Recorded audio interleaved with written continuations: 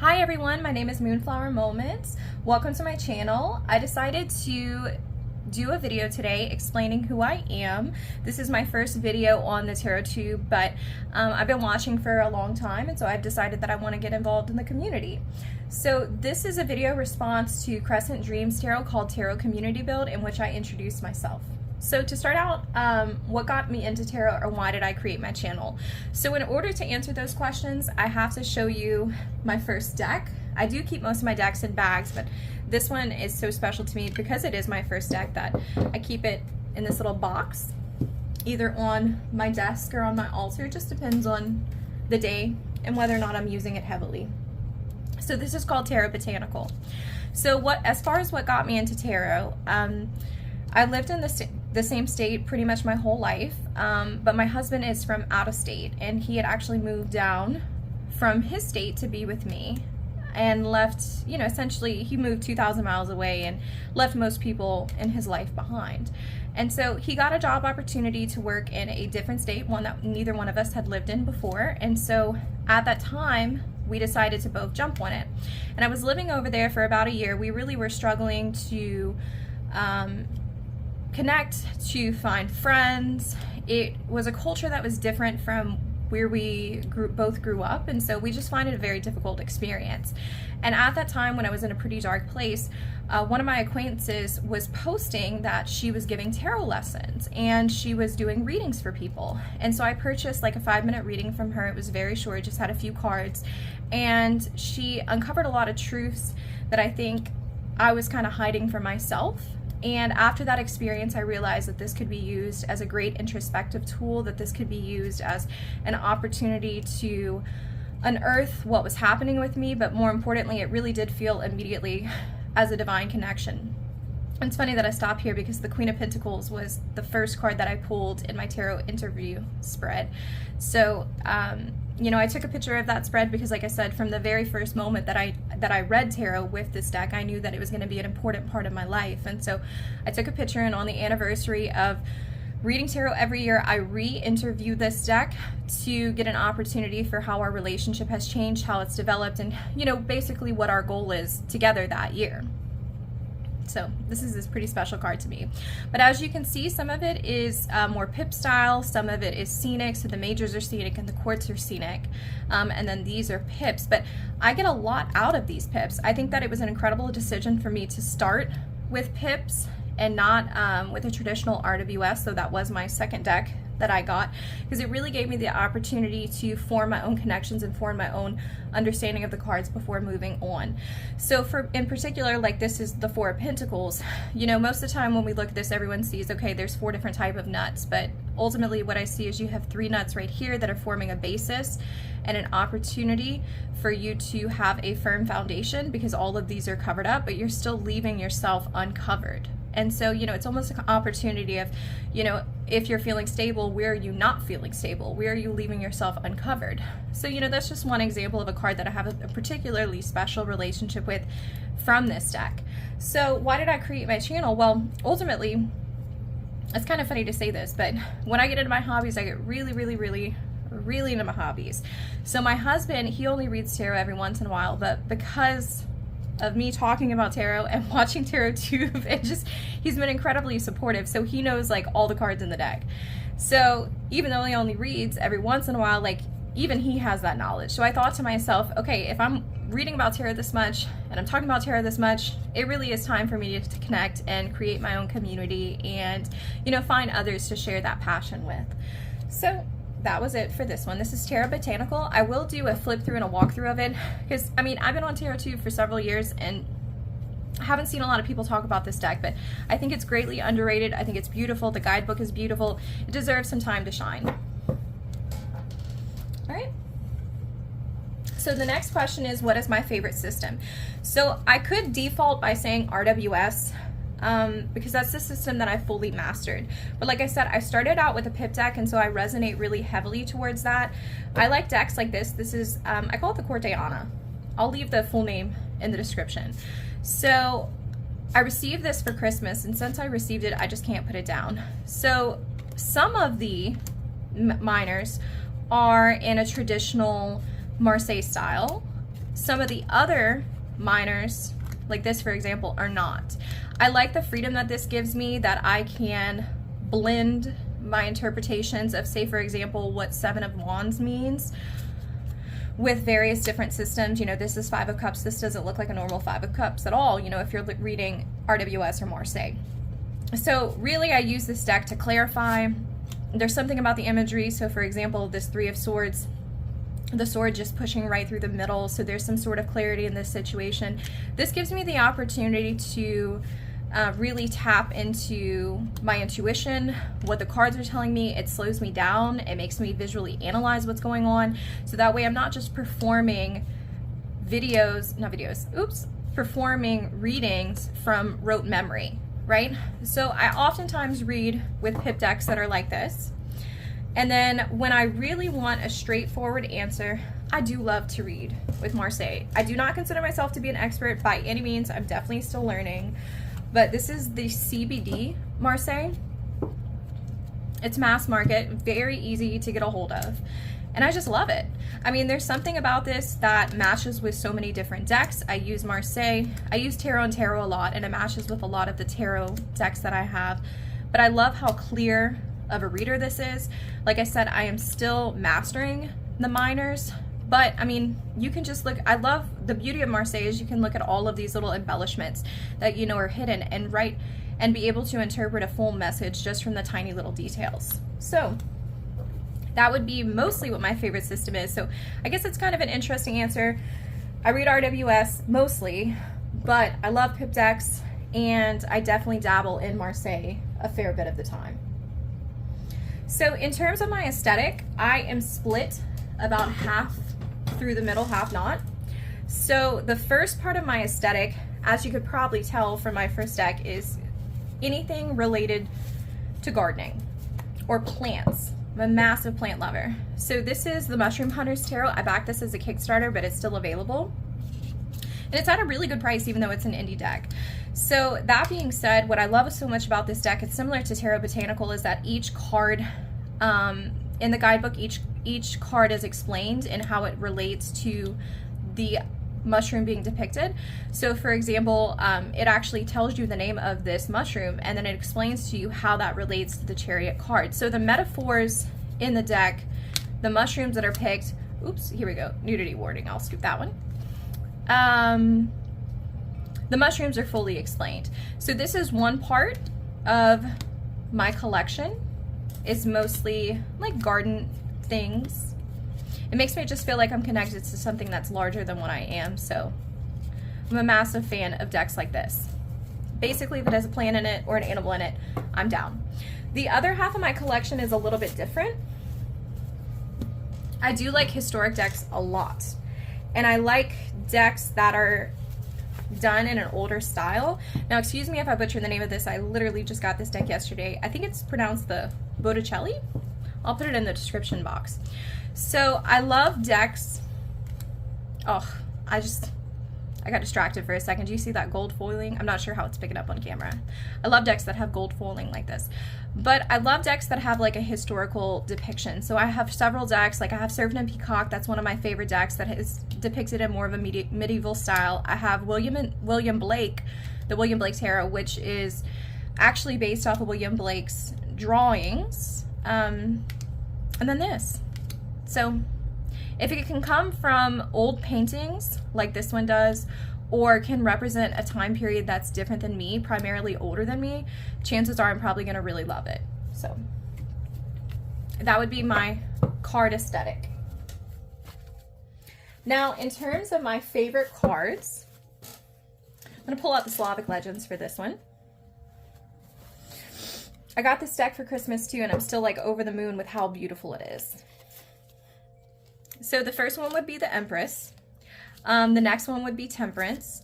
And then the next one would be Judgment. Though if I'm honest, Temperance really is my favorite card. So I'm going to move that one right there. Okay. I mean, wow, look at this. I love how green and how lush this deck is. So in terms of these being my favorite majors, I could go into a massively long spiel about Temperance. And actually, as a matter of fact, I'm hoping to do so in the coming months. I really think that Temperance represents the dissolution of the soul after death. So I see it from much more of a spiritual perspective than most people see it. A lot of people see it as like balance and harmony and things like that, but I read that much more in terms of justice. When I think of temperance, I think of self-integration. So for example, I can think of a reading that I did last year. I had experienced something that was rather major to me, and I felt like that lesson was going to be a major part of my life. And so when I had done a reading that night, I had pulled temperance, and it really did confirm for me that I needed to integrate that experience into my life. So essentially, one thing is ending, a new thing is beginning, and you have to integrate the new with the old. That's just the short part of it. The next one would definitely be the Empress. So I do consider one of my signifiers is King of Cups. The other one is Queen of Pentacles. So I kind of associate both of them depending on how I'm feeling. And I really love the connection of the Empress with the Queen of Pentacles. I love the concept of nurturing. I love the concept of caretaking. I'm a caretaker both by like profession and also just by nature. And so there is something beautiful about the Empress and just all of her majesty and all of her glory that really speaks to me. And then of course I love to receive judgment in a card. The job that I do, I'm deeply aligned to. I feel like it is my calling. I feel like it's my purpose. So every time I get judgment, I just ask myself if I'm living in alignment with that greater purpose. And so that's why these are my favorite 3 cards. Now, in terms of my favorite suit, I'm also going to stick to Slavic legends for this because I feel like it demonstrates it really well. So, I love the Pentacles. I love the Pentacles. Most of the time, the way that I connect to my spirituality is through nature. I'd spend most of my time sitting outside. I do intend to post more videos about that later. So ultimately, when it comes down to it, the Pentacle suit really represents that well for me, that connection to the natural world. But also, most of the time when I read, I'm not reading about big, life-changing things. I'm pretty relatively stable in my life. And so I do find that Pentacles come up quite a bit. So, I'll get 2 of Pentacles. This is one of my stalker cards and has been for years, reminding me to find that balance between the multitude of responsibilities that I hold. And so I find that it's the suit that's most relevant to my life. And perhaps that's why it's one of my favorites. But as I said before, I also these cards are very slippery. I also associate myself with a Queen of Pentacles. Whoop. There we go. Very, very slippery. That's probably why I don't see this one very often. Super slippery. So yeah, that's why the Pentacles would be my favorite suit. So am I a cardstock snob? That's the next question. Not really. I really don't riffle shuffle at all. I gotta find the deck that I pulled for that. Give me 1 second. Oh, it's... let me see.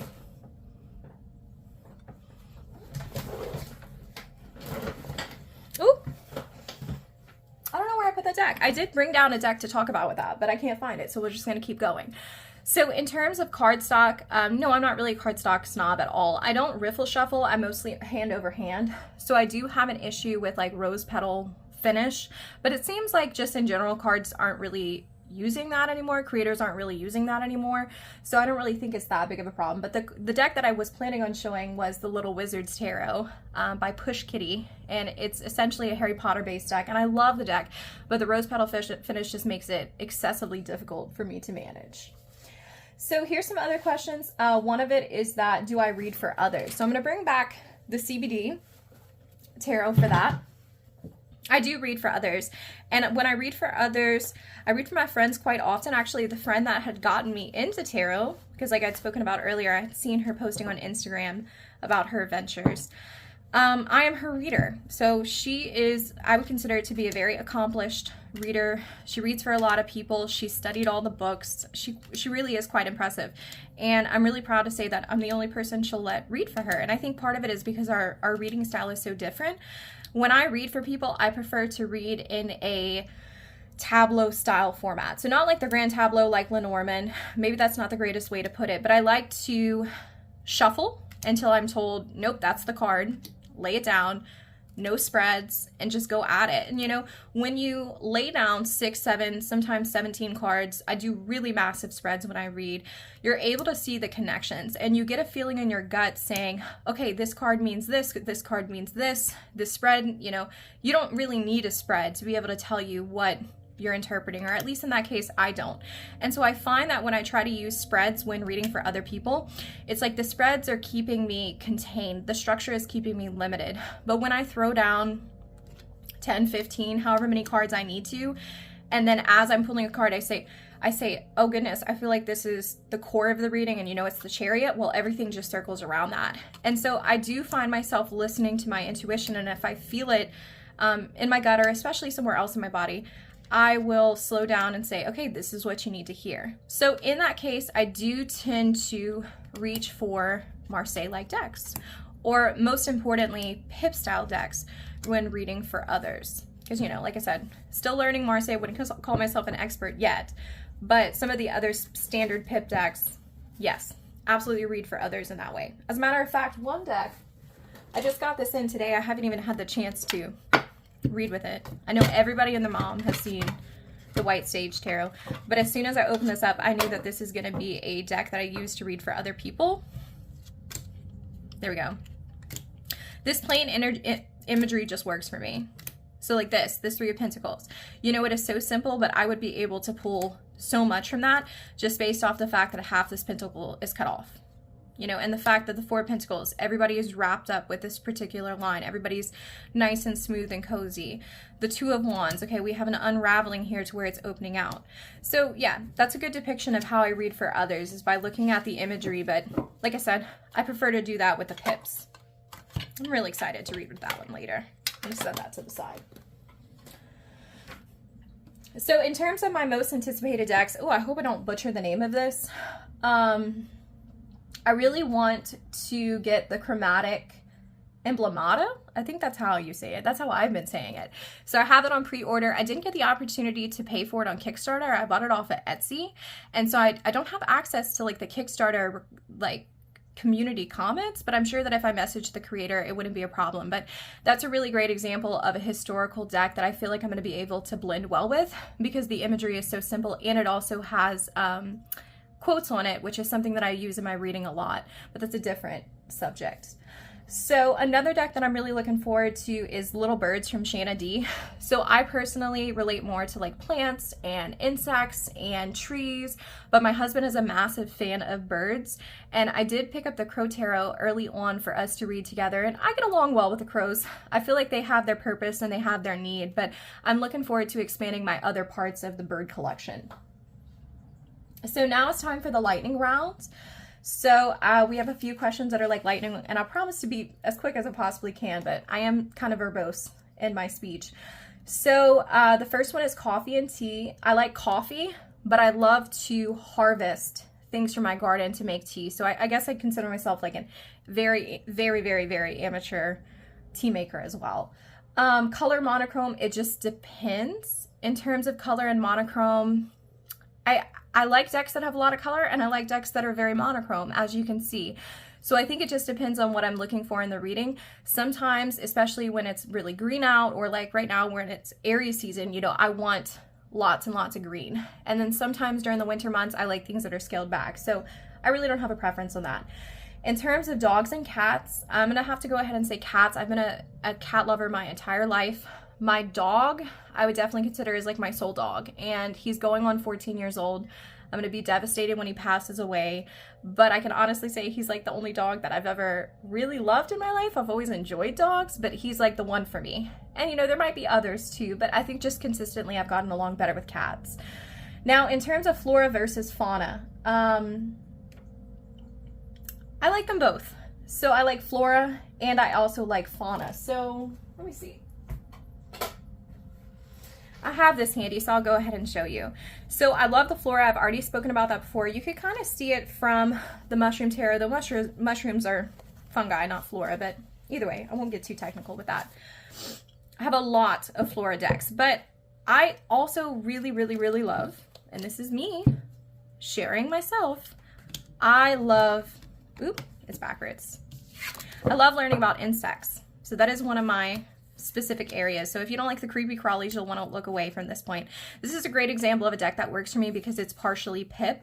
And then the majors, I mean, look at that beautiful monarch. It's just a great image for the Hanged Man. So I read with this deck quite often. So I would say yes to Flora, but definitely also to Fauna too, especially if they're of this really cute little snails variety.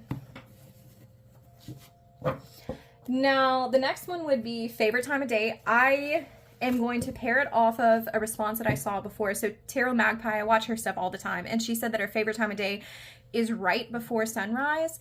And I wholeheartedly agree with that. Absolutely wholeheartedly agree with that. I love the morning. I'm very productive in the morning. So yes, definitely the morning time right before sunrise. And then what's my favorite things besides tarot? So I think I already discussed some of them. I love to native garden. I know I feel like I just keep talking about that, but it's just a major part of who I am. I like to interact with the plants that are around me, the trees that are around me, everything like that. So I actually have a tree journal in which I pick a native tree to my area and I study it in depth and month, and I do readings with the tree, and I essentially figure out for me what that tree's metaphysic property is going to be, and then also like symbolic property. And so I've been enjoying that a lot. I press flowers, so not only do I record what's in bloom at certain points of the year, but I also press flowers so I can make bookmarks and things like that. And then I also love to read, and I read pretty much everything. So I read multiple books at a time, fiction, nonfiction, etc. But my favorite are fantasy. And I actually really love, it's gonna sound weird, but I really love like writers like Tana French and like Lisa Jewell. So I like the murder mysteries, but not the ones that are set in the United States. I like the ones that are in like Ireland and like Great Britain. Like there's something about it that just makes my heart really happy to be exposed to the other cultures. So I think that's it. We've reached the end of the tag, and if you've made it through all the way to the end, I really appreciate you being here with me. So thank you so much, and I look forward to seeing you again soon.